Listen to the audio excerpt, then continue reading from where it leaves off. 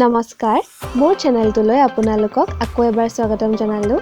আজি আপোনালোকৰ বাবে লৈ আহিছোঁ এটা বহুত ধুনীয়া খাচী মাংসৰ ৰেচিপি। বলক ভিডিঅ'টো ষ্টাৰ্ট কৰোঁ। ইয়াতে মই এখন কেৰাহী লৈছোঁ, তাতে অকণমান মিঠাতেল এড কৰিছোঁ। মিঠাতেলখিনি গৰম হ'বলৈ দিম আৰু ইয়াতে মই লৈছোঁ কেইটামান গোটা মছলা।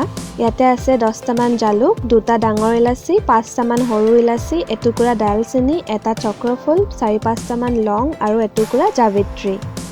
তেলখিনি যেতিয়া গৰম হ'ব তেতিয়া মই এই মছলাকেইটা তাতে এড কৰি অকণমান দেৰি ভাজিম। তাৰ পাছত মই লৈছোঁ 5টা মিডিয়াম সাইজ কাটি লোৱা পিঁয়াজ। এই পিঁয়াজখিনিও মই এড কৰি দিম আৰু ভাজিম। পিঁয়াজখিনি আমি মিডিয়াম ফ্লেমত প্ৰায় 5 মিনিটমানৰ কাৰণে ধুনীয়াকৈ ভাজিব লাগিব। একেবাৰে ব্ৰাউন হ'বলৈও নালাগে, অকণমান পিঁয়াজখিনি সিজাৰ নিচিনা যেতিয়া হ'ব তেতিয়ালৈকে ভাজিব লাগিব। ইয়াতে মই 2 খিলা তেজপাত এড কৰি দিছোঁ। এইদৰে আমি ধুনীয়াকৈ পিঁয়াজখিনি ভাজি ল'ম। এটা কথা মনত ৰাখিব, আমি যিকোনো ধৰণৰ কাৰী বা গ্ৰেভি বনালে মানে আমাৰ পিঁয়াজখিনি ভালকৈ ভাজাটো এটা বহুত ইম্পৰ্টেণ্ট ষ্টেপ। ইয়াতে মই এতিয়া খুন্দি লোৱা আদা নহৰুৰ এচামুচ পেষ্ট এড কৰিছোঁ। এই আদা নহৰুখিনিও আমি ভালকৈ ভাজিম যেতিয়ালৈকে ইয়াৰ কেঁচা গোন্ধটো নাইকিয়া হৈ নাযায়। এতিয়া মই ইয়াতে আধা চামুচ হালধি এড কৰি দিম।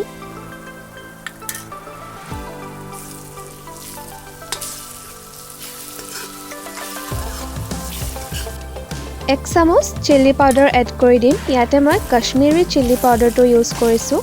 এইটো বেছি জ্বলা নাথাকে, কিন্তু ইয়াৰ কালাৰটো খুব ধুনীয়া হয়। আমাৰ গ্ৰেভি আৰু কাৰীখিনিৰ ৰংটো বহুত ধুনীয়া হৈ পৰে এইটো দিলে মানে।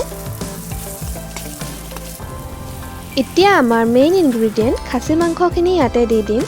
মই ইয়াত 1 কেজি খাচী মাংস ইউজ কৰিছোঁ। এবাৰ ভালকৈ মিক্স কৰি দিম আৰু ইয়াক হাই ফ্লেমত অকণমান দেৰি ভাজিম।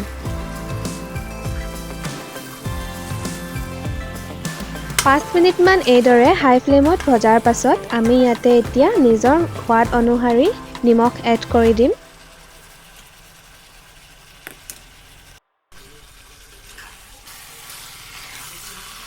নিমখ এড কৰি কিনে আকৌ এবাৰ ভালকৈ মিক্স কৰি দিম।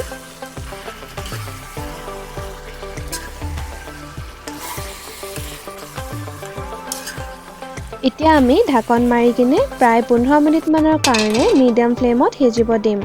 অলপ দেৰি পাছত যেতিয়া চাব দেখা পাব যে খাচী মাংসখিনিৰ পৰা পানী ওলাই গৈছে।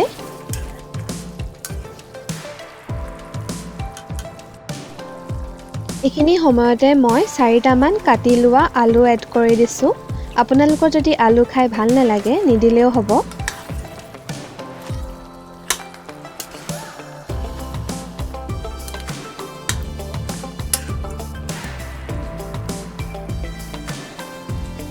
এতিয়া মই ইয়াতে লৈছোঁ অলপমান কাজু পেষ্ট। মই 20টামান কাজু তিয়াই থৈছিলোঁ আৰু সেইখিনি মিক্সিত পিচি লৈছোঁ। সেইখিনি ইয়াতে মই এড কৰি দিম। কাজু পেষ্ট এড কৰি দিলে মানে আমাৰ মাংসৰ গ্ৰেভিটো বহুত টেষ্টি হয়। তাৰ পাছত ইয়াতে মই 100 গ্ৰাম দৈ ইউজ কৰিছোঁ। এই দৈখিনি মই ঘৰতে বনোৱা হয়। আপোনালোকক যদি ৰেচিপি লাগে মোক জনাব। দৈ দিলে মানে আমাৰ মাংসৰ গ্ৰেভিৰ টেষ্টটোতো বাঢ়েই, লগতে কি হয় মাংসখিনি খুব ধুনীয়াকৈ কোমল হৈ সিজে, খাবলৈ বহুত ভাল লাগে তেনেকৈ। কিন্তু সেইবুলি আমি বেছি দৈ দিলেও টেঙা হৈ যাব, সেইকাৰণে ইমানখিনি কম পৰিমাণতে দিব। এতিয়া মই ইয়াতে 1 চামুচ ধনিয়া পাউডাৰ এড কৰিছোঁ।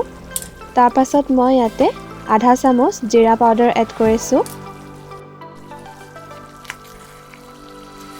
মছলাখিনি ভালকৈ মিক্স কৰি দিছোঁ আকৌ এবাৰ।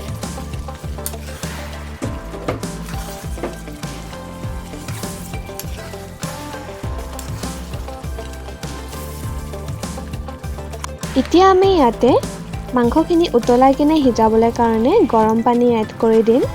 ইয়াতে মই ধুনীয়াকৈ গৰম পানী দি দিছোঁ আৰু এতিয়া ঢাকন মাৰি কিনে 40-50 মিনিটৰ কাৰণে ভালকৈ সিজিবলৈ দিম।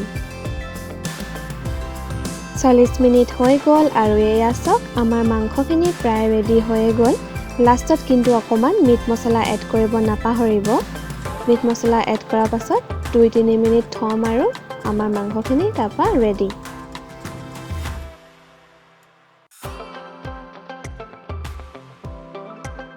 এয়া চাওক আমাৰ খাচী মাংসখিনি ৰেডি হৈ গ'ল। এই ধৰণে খাচী মাংস বনাই কিনে আপোনালোকে ৰুটিৰ লগত খাব পাৰে, ভাতৰ লগত খাব পাৰে, পোলাওৰ লগত খাব পাৰে, চবৰ লগতে খাই ভাল লাগে।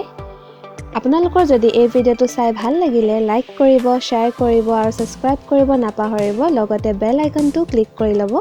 আগলৈ মই আৰু ধুনীয়া ধুনীয়া ৰেচিপিজ আপোনালোকলৈ লৈ আহিম। তেতিয়াহ'লে আজিলৈ আহিছোঁ, ধন্যবাদ।